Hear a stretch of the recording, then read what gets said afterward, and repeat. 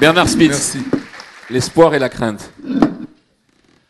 Je sais pas, je dirais spontanément que la principale crainte, ce serait qu'on laisse nos peurs l'emporter sur le reste. C'est-à-dire que par rapport à ce monde qui change, on pense que la bonne solution, c'est celle qui consiste à se protéger par tous les bouts et à refuser de voir la réalité en face, de se dire que l'étranger c'est l'ennemi, le jeune c'est l'ennemi, ce qui est différent c'est l'ennemi, l'avenir c'est l'ennemi, parce que tout ça est porteur de risques, de craintes, et que au fond on considère qu'on a plus à perdre qu'à gagner. Ça, je crois que c'est cette espèce de bon, c'est une dit comme ça, c'est presque caricatural, mais on voit qu'un certain nombre de décisions qu'on prend de temps en temps sont quand même guidées par ces instincts-là, et donc je crois que l'espoir, c'est exactement le symétrique, c'est notre capacité à surmonter ça, à tirer les leçons de l'histoire, à se dire, par exemple, que l'Europe, qui aujourd'hui vit des moments tout à fait essentiels, historiques, est menacée, et que cette menace, c'est pas simplement un truc technocratique avec une monnaie dont on se dit qu'au fond, une autre pourrait aussi bien faire l'affaire. Non, c'est,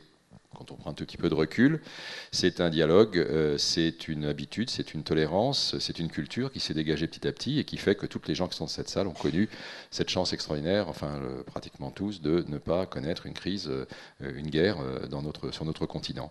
Donc voilà, je crois que ce sont des choses, il faut qu'on soit bien conscient de ce qu'on a à perdre et de ce qu'on a à gagner, mais qu'on ne gagnera pas en se repliant sur nous-mêmes, on gagnera en ayant à la fois l'intelligence d'avoir confiance en nous-mêmes, et justement de regarder ce futur les yeux en face.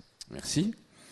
On continue avec Julie, hein, c'est pas la torture, hein, c'est juste un exercice. Hein.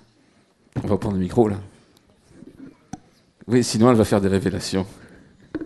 Elle peut d'ailleurs si elle en a envie. Hein. Bon. Ok. Non, la petite révélation, c'est que... On peut y aller. Hein. Ah bon, ok. C'est que à 11h, on a eu une petite discussion et comme si vous êtes observateur, vous avez pu remarquer que dans le programme, je ne suis pas dessus. Et pour la bonne et simple raison que le programme de la plénière, je n'étais pas prévue. Et j'avais quand même fait remarquer à Thierry que pour parler des 20 années futures, ça aurait peut-être été une bonne idée d'avoir au moins une femme et une personne de moins de 50 ans. Et du coup... Et on a cédé il m'a pris au mot, ce à quoi je ne m'attendais pas du tout, et est venu me chercher pendant le déjeuner pour me dire, en fait, je te propose d'intervenir tout à l'heure. Donc, principal espoir et crainte. Pas vraiment préparé, mais non, mais principal espoir, moi je crois que c'est, je reviens un peu à ce que j'ai dit tout à l'heure, c'est-à-dire une certaine transversalité et universalité pour le coup de cette aspiration à prendre son destin en main. Moi, ce que j'entends sur la Chine de Pierre Aski, sur la société civile ou la société non organisée qui se réveille, qui s'exprime. Également sur les printemps arabes, même si la traduction politique aujourd'hui correspond pas à ce qu'on a eu l'impression de voir au début.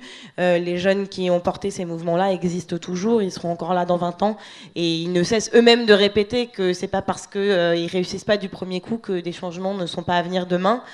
Et puis, je crois que ça fait aussi écho avec tous ces jeunes qui veulent être partie prenante et créer le monde tel qui est en train de se redessiner, avec cette envie d'en finir avec les dépendances et les privations de liberté.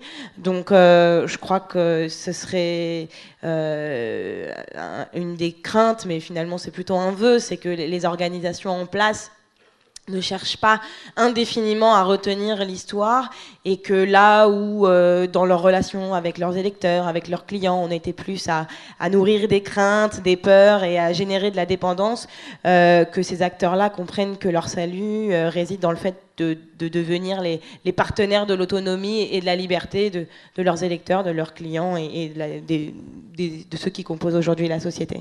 Merci.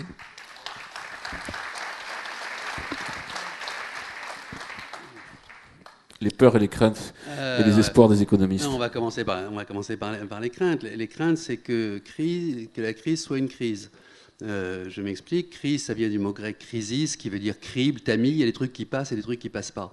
Et c'est ça, à mon avis, pour les 10 ans qui viennent, un des enjeux majeurs à l'échelle mondiale et en France. C'était ça ma remarque tout à l'heure vis-à-vis de Julie. Je veux bien jouer le rôle du méchant qui n'aime pas les jeunes, mais le problème, c'est pas de ne pas aimer les jeunes ou de les aimer, c'est de constater que les jeunes sont particulièrement soumis aux inégalités. Et que ça, c'est une crainte majeure, et il va falloir une politique économique musclée pour revenir à quelque chose de raisonnable.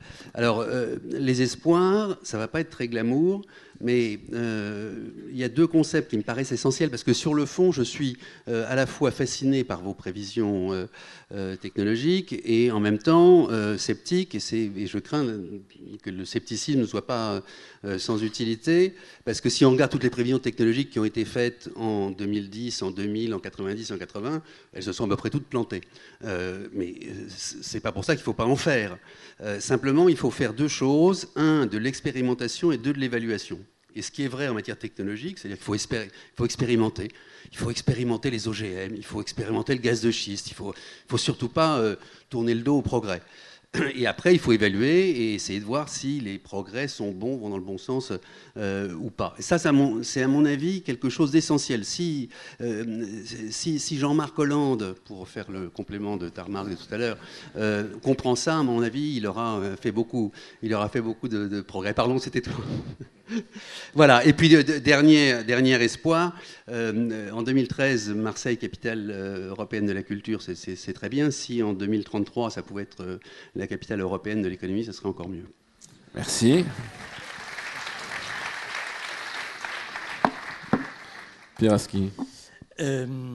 Alors, moi, je ne sais pas si j'ai peut-être pas tout compris de ce qu'ont dit les Bogdanov, mais je sais une chose, c'est que j'ai moi-même fait un changement de vie qui a été capital, qui est que je suis passé du papier à Internet à 50 ans passés, et que j'y ai découvert deux choses. La première, c'est qu'on vit une époque dans laquelle la vraie limite, elle est dans nos têtes, elle n'est pas dans la technologie. C'est-à-dire que quand Jules Verne parlait d'aller sur la Lune, la technologie ne permettait pas d'y aller. Aujourd'hui, la technologie permet de faire des choses que nos têtes n'arrivent pas à concevoir.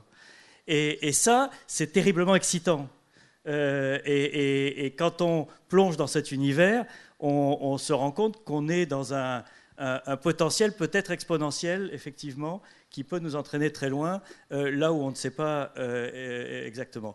La deuxième découverte que j'y ai faite, c'est ce que le magazine Time avait résumé il y a 3-4 ans ou un peu plus. Lorsqu'il avait choisi comme personnalité de l'année, il y avait à la une un écran avec marqué « You », c'est-à-dire l'émergence du citoyen, de l'individu à travers la prise de possession des technologies. Et ce qu'on voit, nous, dans un média en ligne, c'est que la technologie, elle n'est pas une fin en soi, elle est ce qu'on en fait, et elle est surtout ce que ça change dans les rapports humains et dans les rapports entre les individus. Moi, j'étais dans une posture, en tant que journaliste d'un quotidien national, qui était une posture de la verticalité, avec un lecteur qui était une abstraction. Aujourd'hui, je suis dans l'horizontalité, c'est-à-dire que mon lecteur, il existe, il est bien réel, il est en face de moi, dans le quart de seconde qui suit la fin de l'écriture d'un article. Et ce matin, on avait un débat dans un des ateliers sur réel ou virtuel. Et moi, je pense que je suis plus dans le réel depuis que je suis dans le virtuel. Ça fait partie du paradoxe, mais je pense que si on travaille sur cette idée, on peut aller très loin dans l'avenir. Merci beaucoup. Alors, on va demander à Igor et Grishka leurs craintes, parce que leurs espoirs, ils nous les ont exprimés. Qu'est-ce qui vous fait peur dans le monde de demain ? On va souffler la réponse, en fait. Non, bien entendu, rien du tout. Non, je pense que, comme je l'ai dit tout à l'heure, il y a tellement plus de chances et de solutions en face de nous que de problèmes qu'en définitive, nous n'avons pas du tout la sensation d'être angoissés ou écrasés par le poids de ces questionnements ou de ces problèmes. Nous sommes tous les jours, Igor et moi, attentifs à ce qui a changé dans une journée depuis la journée précédente. Et on peut le voir. On parle très souvent, tout le monde le sait, nous sommes fascinés par le Big Bang, par ce que représente cette incroyable expansion de l'univers depuis une phase infinitésimale jusqu'à aujourd'hui.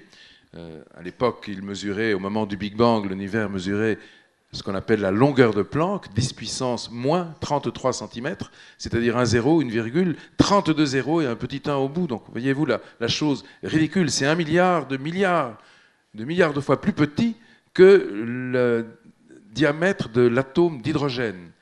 Donc, c'était incroyablement, infinitésimement petit. Aujourd'hui, ce qu'on appelle l'horizon observable, le diamètre, le rayon observable de l'univers, il est supérieur à 13 milliards d'années-lumière. Vous savez ce que c'est qu'une année-lumière?